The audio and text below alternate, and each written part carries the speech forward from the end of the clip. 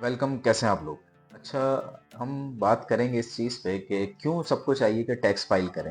ये tax file एक बहुत बड़ा इशू बन चुका है और हमने देखा है कि एफबीआर की तरफ से रिपोर्ट आई है कि जिसके अंदर तकरीबन 18 लाख लोग ऐसे हैं जिन्होंने टैक्स फाइल तो किया है, अपनी रिटर्न्स फाइल जमा करवाई हैं, लेकिन मसला ये है कि इन्होंने ज़ीरो इनकम शो किया।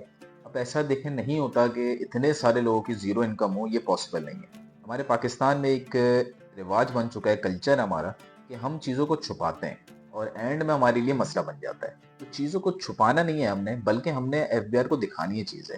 अच्छा, टैक्स सेव करना अलग चीज़ होती है, इस चीज़ को भी आप लोग समझें। और टैक्स से बचना या एक तरीके से छुपाना, ये डिफरेंट चीज़ें हैं। टैक्स से सेव करने की बहुत सारी चीज़ें होती हैं। आप कुछ ऐसे लॉस पढ़ते हैं, आप कंसल्टेशन करते हैं अपने टैक्स एडवाइज़र के साथ, जो आपको ऐसी चीज़ें बताता है जिससे आप बच सकते हैं और आप पे टैक्स अप्लाई नहीं होगा। ठीक है, या आप बच जाएँगे या थोड़ा कम टैक्स होगा। लेकिन बहुत सी ऐसी चीज़ें हैं जिसमें आप टैक्स को चोरी कर रहे होते हैं, वो प्रॉब्लम है। उस पे फिर एफबीआर एक्शन लेता है। अच्छा, एक चीज़ याद रखें, ये एफबीआर का पोर्टल है और हर कोई जो टैक्स फाइल करता है, वैसे तो सबको करना चाहिए, वो इस पोर्टल को जानता होगा। तो यहाँ पे एक ऑप्शन होता है एफबीआर मालूमात का। इस सेक्शन में जब आप जाते हैं, तो इसमें आपकी तमाम हिस्ट्री, आपकी बैंकिंग ट्रांजैक्शन वगैरह जो भी आपने की है, उसकी सारी डिटेल्स जो है वो यहाँ पे आ जाती है। एफबीआर के पास यहाँ पे मौजूद होता है।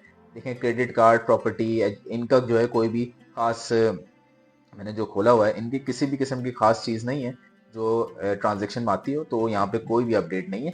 बाकी अगर आपने जहाज़ के आप फ्रिक्वेंटली ट्रैवल करते हैं तो इंटरनेशनल ट्रैवल्स में आपकी ट्रांजैक्शन दिख जाएगी।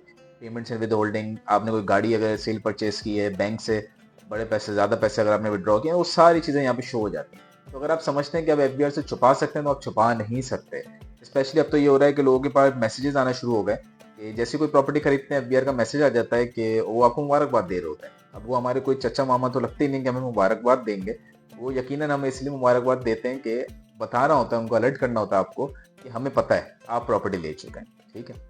अच्छा, सेकंडली, जब इसके अंदर आते हैं ना, आप जब पोर्टल खोलते हैं तो देखें टैक्स फाइलिंग बहुत आसान है। आपको कोई भी टैक्स रिलेटेड मैटर्स है तो आप हमारे दिए हुए नंबर पे जो वीडियो के आखिर में आएगा आप कांटेक्ट कर सकते हैं। लेकिन टैक्स फाइलिंग आप सबके लिए ज़रूरी है। और स्पेशली अब तो हमारा जो एक बहुत बड़ा कंसर्न है वो है ई कॉमर्स का। तो एफबीआर जो है अपने ई कॉमर्स का नया रूल लेके आ चुका है। ये जो आपको रेड में नजर आ रहा है, ये नया ऐड किया है, क्योंकि 6A का सेक्शन पहले नहीं था एफबीआर में। तो ये 6A का सेक्शन अब ऐड किया है इन्होंने, और ये स्पेशली ई कॉमर्स वालों के लिए। तो ई कॉमर्स वाले जो ये समझते हैं कि उनको शायद टैक्स नहीं देना, तो ऐसा नहीं है। आपके लिए पहले तो कोई रूल्स एंड रेगुलेशंस नहीं थे, अब आ चुके हैं। तो आपके लिए भी टैक्स देना ज़रूरी है। तो सेकंड ये चीज़। और सबसे इम्पोर्टेंट कि बहुत से लोग ये समझते हैं कि हमें टैक्स कब देना चाहिए। तो देखें, टैक्स के लिए, यानी कि अगर आप फाइलर बनना चाहते हैं, तो उसकी कोई रिस्ट्रिक्शन नहीं है। मतलब ये चीज़ नहीं है कि कौन फाइलर बन सकता है, कौन नहीं। अ, जैसे अगर आप कुछ भी पैसे कमाते हैं, अच्छा, पहली चीज़ जो बेसिक चीज़ है वो तो हम सबको पता भी होती है और पता भी होनी चाहिए। कि सबसे जो बेसिक चीज़ है वो है कि आपकी एज, यानी कि आपका एनआईसी बनाओ तो आपकी एज होनी चाहिए 18+। अब 18 से जो छोटा है वो तो अपना टैक्स फाइल नहीं कर सकता ना, क्योंकि उसका तो एनआईसी नहीं है, तो वो तो फाइलर ही नहीं बन पाएगा। तो ये पहली चीज़ हो गई। दूसरी चीज़ ये कि आप कोई इनकम हो, आपकी इनकम हो। अब इनकम आपकी हो सकती है दो चीज़ों से, या तो आपका अपना हो सकता है बिजनेस, बेशक फिर आपका ई कॉमर्स बिजनेस हो या कोई भी बिजनेस हो, या सेकंड हो सकता है आपका ऑप्शन कि आप सैलरीड पर्सन हो। दोनों केसेस में आपके लिए टैक्स फाइलर होना ज़रूरी है। अब लोग अक्सर पूछते हैं कि क्या जो हाउस वाइफ्स होती हैं उनके लिए भी ज़रूरी है।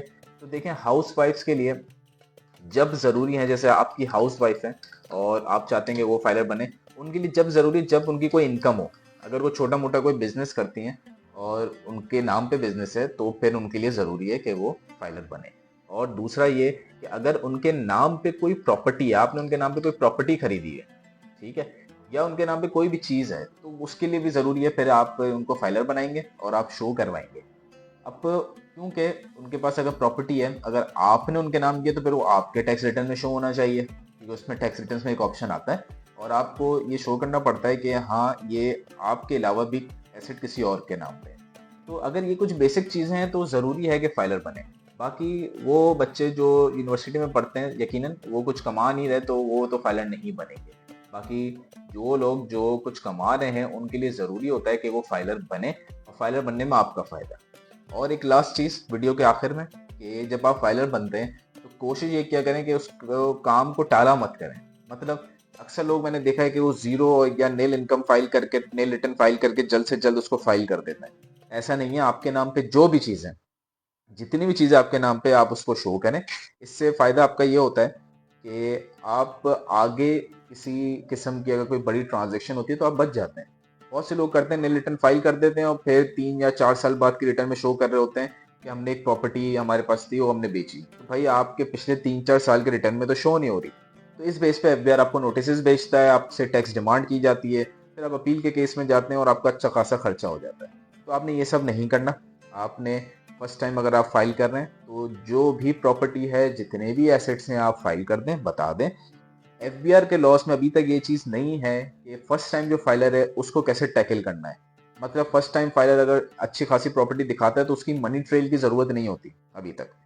ठीक है, तो आप उसको शो कर सकते हैं। आप अगर शो करते हैं कि मेरे पास 10 करोड़ का कोई प्लॉट है, तो उसको आपकी मनी ट्रेल शो नहीं करनी अगर आप एफबीआर में आज रजिस्टर हो रहे हैं। वो अलग बात है कि उसके डिफरेंट लॉस हैं, डिफरेंट तरीके का आ रहे हैं, बट एफबीआर की तरफ से इस बात पे नोटिस नहीं आएगा आपको।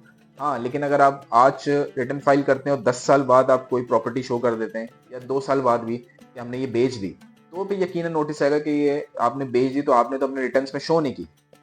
ठीक है, तो ये कुछ चीज़ें हैं जो आपको पता होनी चाहिए और इस चीज़ को आप देखें। और टैक्स रिलेटेड मैटर्स के लिए कोई भी कंसल्टेशन आपको करनी है तो आप हमसे कांटेक्ट कर सकते हैं।